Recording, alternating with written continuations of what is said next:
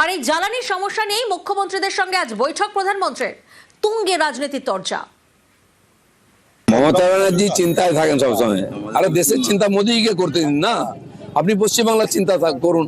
15 বছরে পশ্চিমবাংলায় কিছু করতে পারলেন না, জল দিতে পারলেন না, আপনি গ্যাস আর তেল নিয়ে ভাবছেন কেন? ও তো মোদীজি দেখছেন, চিন্তা করবেন না।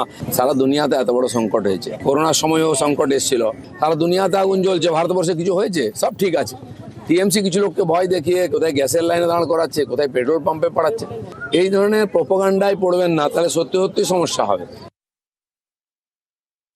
কত অত্যাচারিত হবে ভারতের নাগরিক, যতদিন এ থাকবে ততদিন অত্যাচারিত হবে।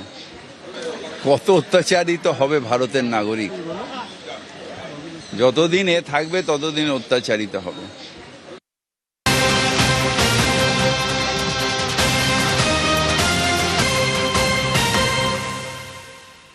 ভোট বড় বালায় কেন বলছি? কারণ আমরা দেখেছি প্রচারে বেরিয়ে প্রার্থীরা কখনো ভোটারদের দাড়ি কেটে দিচ্ছেন, কখনো চপ ভাজছেন, কখনো রুটি বেলে দিচ্ছেন। একাধিক ছবি উঠে এসেছে। আজ আরো একটা ছবি দেখাই আপনাদের। দেখুন, প্রার্থী তিনি সিলিন্ডার কাঁধে করে নিয়ে ঘরে পৌঁছে দিচ্ছেন গ্রাহকের। এ ছবি সাঁইথিয়ার।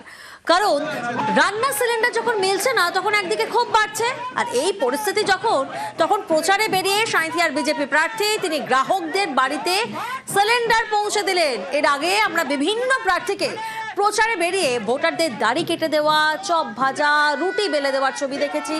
আর আজ সকাল সকাল প্রচারে বেরিয়ে এলাকার মানুষের বাড়িতে সিলিন্ডার পৌঁছে দিলেন কে? সাঁইথিয়ার বিজেপি প্রার্থী কৃষ্ণকান্ত সাহা।